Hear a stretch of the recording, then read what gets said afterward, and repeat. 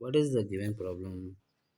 Distance between 2 points 2 comma cot theta and 1 comma 0 is అని ఇచ్చి options ఇచ్చారు. First option cosec theta, second option secant theta, third option sec theta, fourth option modulus of cosec theta.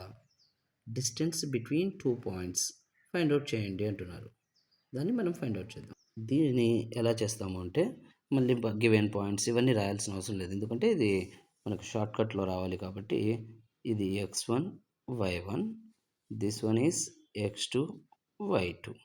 So distance between two points formula square root of x2 minus x1 whole square plus y2 minus y1 whole square.